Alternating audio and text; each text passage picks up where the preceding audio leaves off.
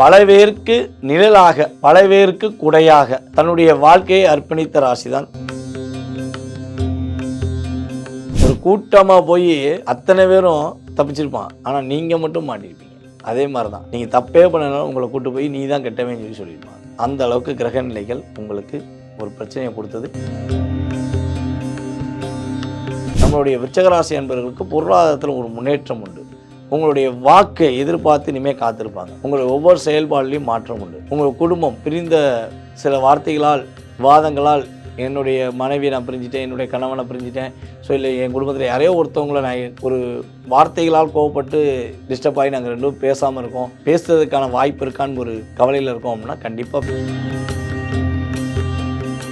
நீங்கள் தலை குனிந்து எந்த விஷயத்தையும் ஏற்றுக்காதீங்க. தலை நிமிர்ந்து ஏற்றுக்கோங்க. உங்களுக்கான கிரகநிலை சாதகமாக இருக்குது. உங்களுக்கு வெற்றியை கொடுக்க போது வெளியூர் பயணங்கள், வெளிநாடு பயணங்கள்லாம் மேற்கொள்வதற்கான வாய்ப்பு உண்டு. இந்த மாதம் தான் அதுக்கு ஒரு அஸ்திவாரம் போடக்கூடிய மாதம். ஸோ ஏதாவது வெளிநாடு போகணும்னு பிளான் போட்டிங்கன்னா இந்த மாதத்துலேருந்தே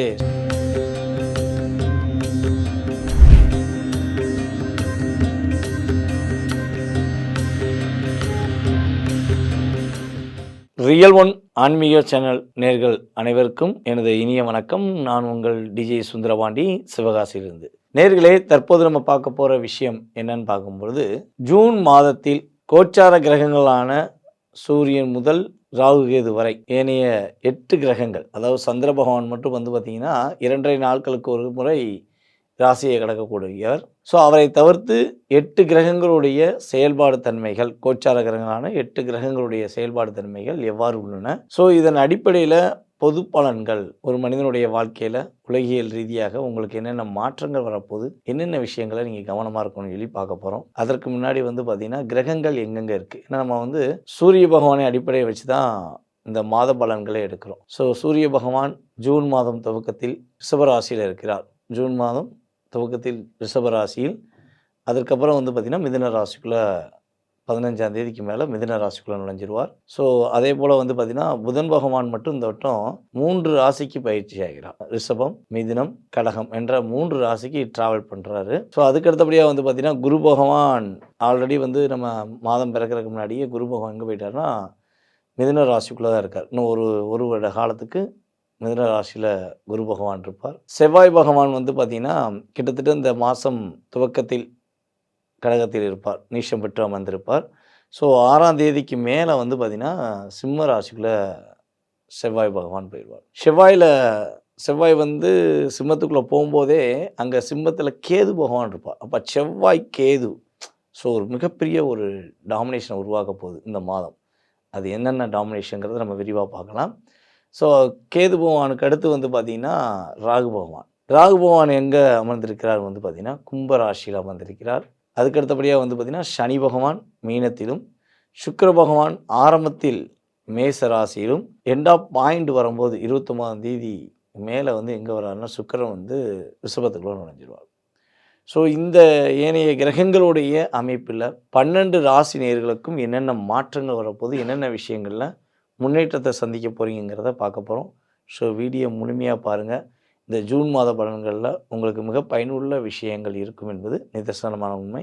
வாங்க வீடியோக்குள்ள போகலாம். விருச்சிக ராசி அன்பர்களுக்கு, விருச்சிகம் பல பேருக்கு நிழலாக, பல பேருக்கு குடையாக தன்னுடைய வாழ்க்கையை அர்ப்பணித்த ராசி தான் விருச்சிகம். மரம் அத்தனை வெயில்களையும் தாங்கி கொண்டு தன்னை சார்ந்து வந்தவர்களுக்கு நிழலை கொடுக்கும். குடை அத்தனை வெக்கைகளையும் அத்தனை மலைகளையும் தாங்கி கொண்டு தனக்குள் இருப்பவர்களுக்கு பாதுகாப்பு கொடுக்கும். அதே மாதிரி தான் நீங்கள், உங்களுக்கு ஒருத்தவங்க உங்களை நாடி வந்துட்டாங்கன்னா, உங்களை தேடி வந்துட்டாங்கன்னா, நீங்கள் தான் உதவின்னு எனக்கு அப்படின்னு கேட்டாங்கன்னா, அப்படியே எல்லா அந்த நம்ம ரஜினிகாந்த் ஒரு படத்தில், பாஷா படத்தில் அடி வாங்குவார் பார்த்தீங்களா, அவர் மரத்தை போஸ்ட்டில் கட்டி வச்சு அடிப்பாங்க பார்த்தீங்களா, அதே மாதிரி தான் நீங்கள் அப்படியே தன்னை தியாகம் பண்ணி அத்தனை பேருக்கும் நன்மை செய்யணும்னு நினைப்பீங்க. ஆனால் அதெல்லாம் ஓகே தாங்க ஐயா. ஆனால் நாங்கள் தியாகியாகவே வாழ்ந்தோம்னா எப்போ நாங்கள் மனிதர்களாக வாழலாம், எப்போ நாங்கள் எங்களுக்காண்டி வாழ்கிறது அப்படின்னு ஒரு கேள்வியை வச்சுக்கிட்டே தான் வாழ்கிறீங்க. ஏன்னா பல நபர்கள் உங்களை பயன்படுத்தி மேலே ஏறிப்பாங்க. மேலே ஏறிட்டு கீழே ஏறி விட்ட படியை மதிக்கிறோம்ல, அப்படியே எட்டி உதச்சிருப்பாங்க. அப்போ தான் உங்களுக்கு வலியே வரும். அவங்கள ஏற்றி விட்டதுனால நீங்கள் வலிக்கு வருத்தப்பட மாட்டீங்க. அவன் போயிட்டான், சரி நம்ம மூலமாக முன்னேறினால நல்லா இருக்கட்டும் அப்படின்னு நினைக்கிற கேரக்டர் தான் நீங்கள். ஆனால் உங்களை ஏறி நின்றுட்டு அந்த படியே தேவையில்ல போ, நான் இனிமேல் ஏர்போர்ட்டில் இது ஃப்ளைட்டில் போய்க்கிடுவேன், இந்த படி தேவையில்லன்னு சொல்லி எத்தி தள்ளி விட்றாங்க பார்த்தீங்களா? ஸோ அதே மாதிரி உங்களை தள்ளி விட்டும் போது தான் உங்களுடைய வலியும் வேதனையும் உங்களுக்கு அதிகமாக இருந்திருக்கும். ஸோ இது எப்போ இருந்து இருக்குன்னா கடந்த 2.5 வருஷமாக அதிகமாக இருக்கும். உங்கள் சுய ஜாதகத்தில் கிரகமைப்பு எப்படி இருக்குங்கிறது வேறு விஷயம். நான் சொல்கிறது கோச்சார கிரகங்கள் ரீதியாக. ஓகேவா? ஸோ இந்த நிலையில் ஒரு மாற்றத்தையும் ஒரு முன்னேற்றத்தையும் கொடுக்கக்கூடிய அமைப்பாக கிரகங்கள் உங்களுக்கு சாதகமாக இருக்கின்றன. உங்களுடைய ராசிக்கு 4ஆம் இடத்தில் அமர்ந்து உங்களுடைய ராசிக்கு 10ஆம் உங்களுடைய அதாவது ராசிக்கு 4ஆம் இடத்துல சனி பகவான் அமர்ந்து உங்களுடைய ராசியை 10ஆம் பார்வை மூலமாக 2.5 வருடமாக பார்த்தனால தான் சட்டை கிழிஞ்சிருச்சு, சண்டேல நான் தான் அடிபட்டேன், மற்றவன்லாம் தப்பிச்சிட்டான் அப்படிங்கிற மாதிரி உங்களுடைய வாழ்க்கையுடைய வார்த்தைகள் அப்படி இருந்திருக்கும். ஓகேவா? ஒரு கூட்டமாக போய் அத்தனை பேரும் தப்பிச்சிருப்பான், ஆனால் நீங்கள் மட்டும் மாட்டிருப்பீங்க. அதே மாதிரி தான் நீங்கள் தப்பே பண்ணனாலும் உங்களை கூட்டு போய் நீ தான் கெட்டவேன்னு சொல்லியிருப்பாங்க. அந்த அளவுக்கு கிரக நிலைகள் உங்களுக்கு ஒரு பிரச்சனையை கொடுத்தது. இது மாறப்போகுது, ஒரு மாற்றத்தை கொடுக்க போகுது. நம்மளுடைய விருச்சகராசி அன்பர்களுக்கு பொருளாதாரத்தில் ஒரு முன்னேற்றம் உண்டு. உங்களுடைய வாக்கை எதிர்பார்த்து இனிமேல் காத்திருப்பாங்க. உங்களுடைய ஒவ்வொரு செயல்பாடுலையும் மாற்றம் உண்டு. உங்கள் குடும்பம் பிரிந்த சில வார்த்தைகளால் வாதங்களால் என்னுடைய மனைவியை நான் பிரிஞ்சுட்டேன், என்னுடைய கணவனை பிரிஞ்சுட்டேன், ஸோ இல்லை என் குடும்பத்தில் யாரையோ ஒருத்தவங்களை நான் ஒரு வார்த்தைகளால் கோவப்பட்டு டிஸ்டர்ப் ஆகி நாங்கள் ரெண்டும் பேசாமல் இருக்கோம், பேசுறதுக்கான வாய்ப்பு இருக்கான்னு ஒரு கவலையில் இருக்கோம் அப்படின்னா கண்டிப்பாக பேசுவதற்கான வாய்ப்பு உண்டு.